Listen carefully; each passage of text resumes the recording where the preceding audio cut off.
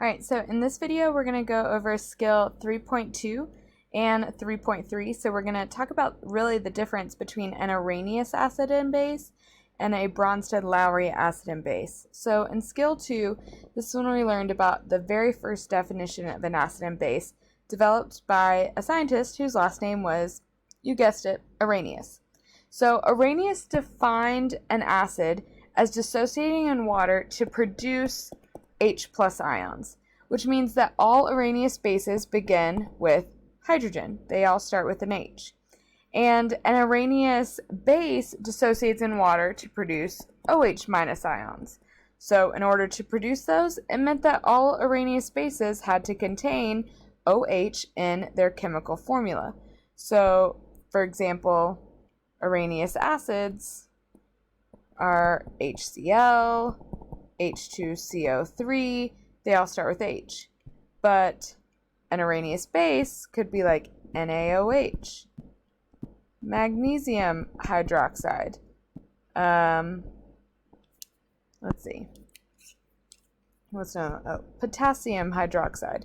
They all have OH in them, and the acids all start with H.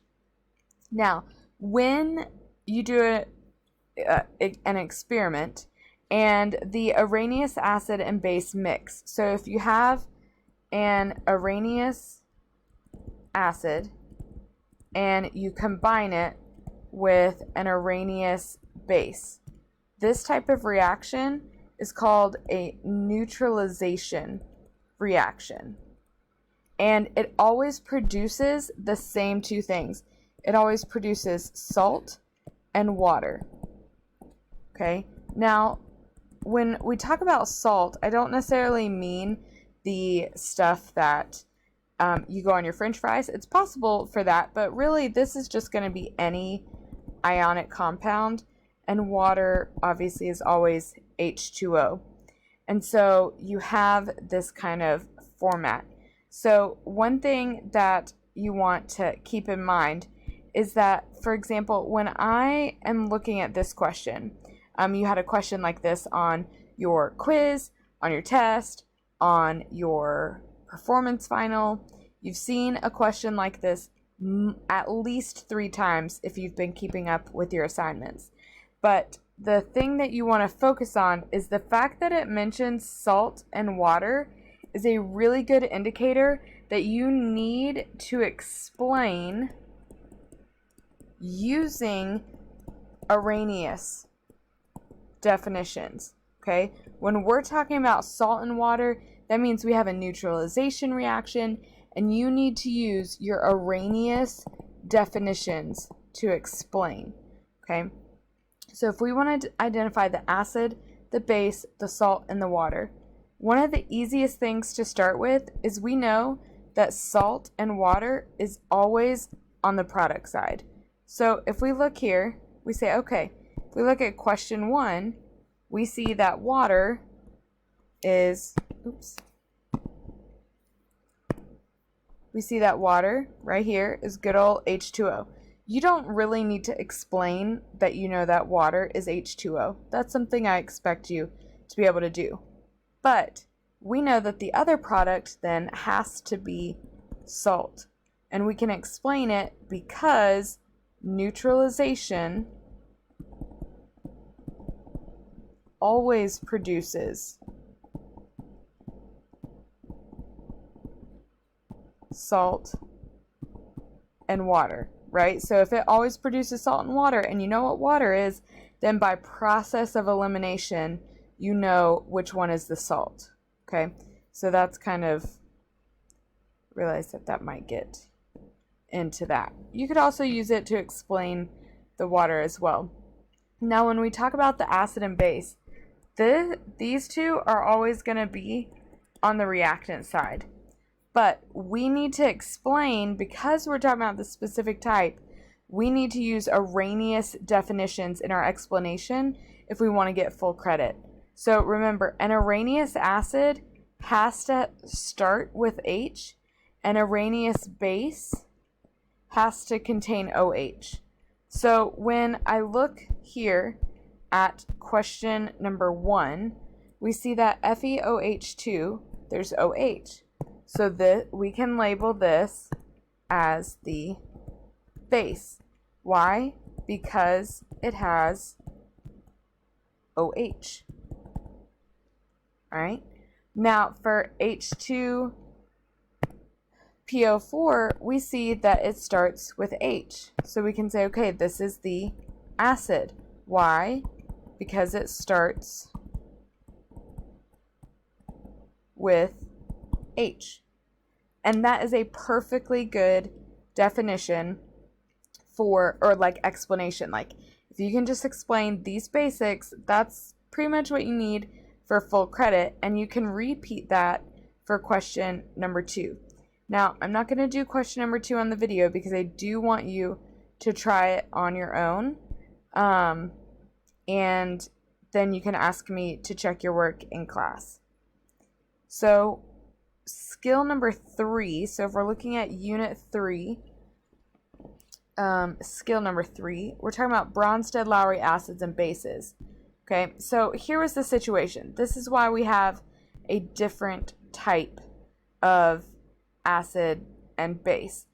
Basically, not all bases have OH in their formula, and so there were certain chemicals that behaved like a base but didn't have OH, and so they said, okay, our definition must not be right because a person created the definition, so that means new people can make the definition different. And so they said that a Bronsted-Lowry acid is going to donate H plus ions, which means that they lose them, while a Bronsted-Lowry base gains H plus. Gains is the next blank. They accept, right? The other one's donated, this one's accepted, which means that they gain them. Now, this is key because here, for both an acid and a base, it's what they do with the hydrogen. Whereas Arrhenius, it was about having hydrogen and OH, or hydroxide. But here it says, when a Bronsted-Lowry acid and base are combined, they produce another acid-base combination that are called the conjugate acid and conjugate base. Now, here's the thing. As soon as you see those words, that should automatically connect you to Bronsted-Lowry. Okay, so if you have a problem and it mentions conjugates, you need to be using your Bronsted-Lowry definitions. So it says the word conjugate, so we know what it is talking about, means partner. Okay, and conjugate pairs or conjugate partners are always opposites of each other. So if I have two things that are partnered together, one is an acid, one is a base.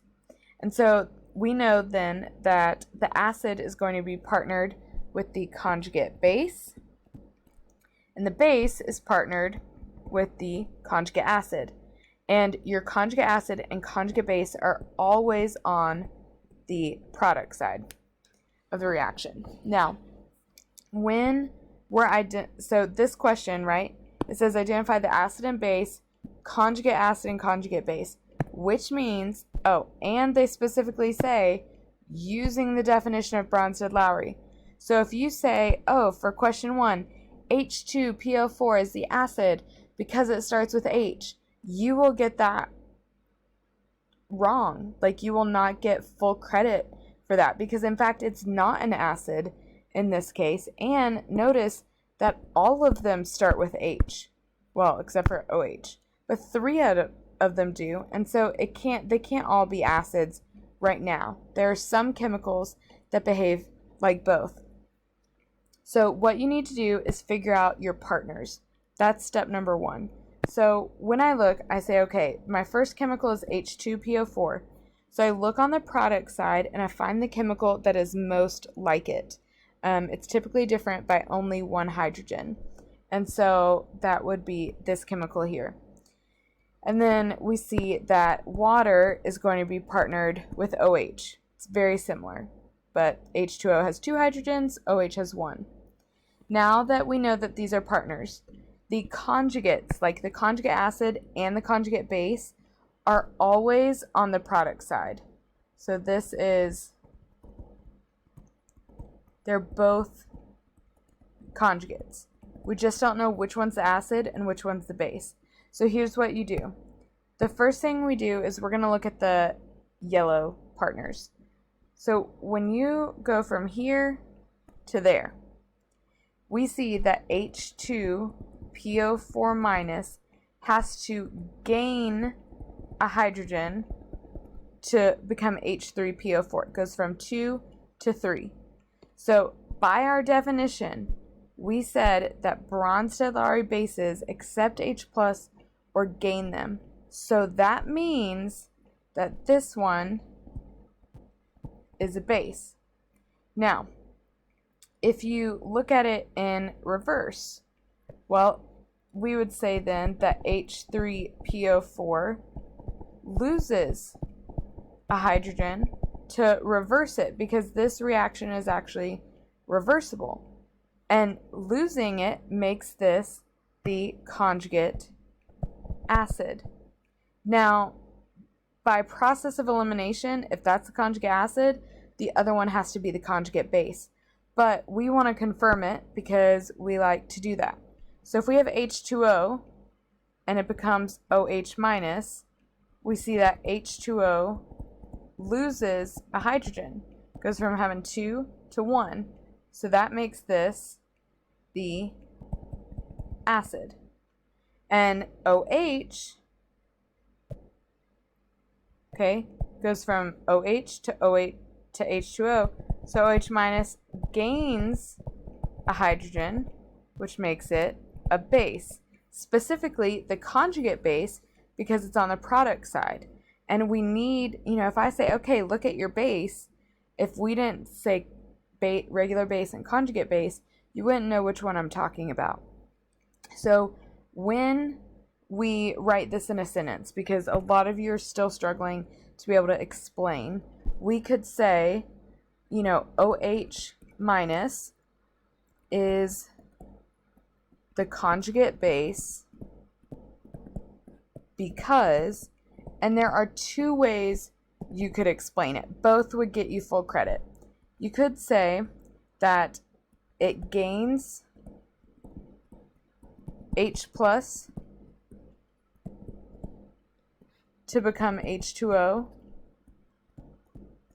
and is on the product side. The gaining H plus is what makes it a base. The fact that it's on the product side, that is what makes it the conjugate base specifically.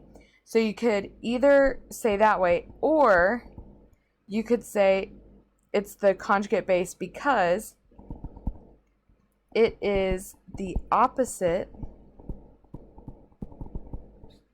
of H2O, which is its partner. Because remember, we said that conjugate partners have to be opposites. So if H2O is an acid, OH minus has to be the base, but you also need to mention, and it's on the product side. The fact that it's on the product side is why it is the conjugate and not the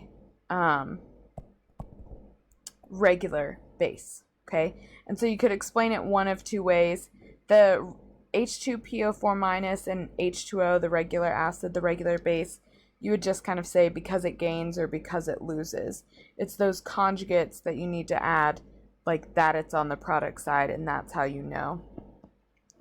And so for question 2, you should try that one on your own. It's got very similar chemicals to what we just looked at, but you want to be able to justify based on whether or not it's gaining or losing. Notice none of my explanations said, oh, because it has OH in it, or because it has H+. If you use that definition of Arrhenius when we're talking about Bronsted-Lowry, you will not get credit. Okay, so make sure you're using the right definitions. And so that is how we do acids and bases. Now, for those of you who actually made it to the end of the video, I'm actually going to go ahead and give you a sneak peek at your answers. So you should have labeled this as acid, base, water, and salt. And then for your second question of Bronsted-Lowry, if you didn't already do it, pause your video and try it out on your own. But you should get that this is the acid, this is the base, this is the conjugate acid, and that's the conjugate base. And you should be able to explain on your own. But if you have questions about Bronsted-Lowry or Arrhenius, please let me know in class or leave a comment under the video.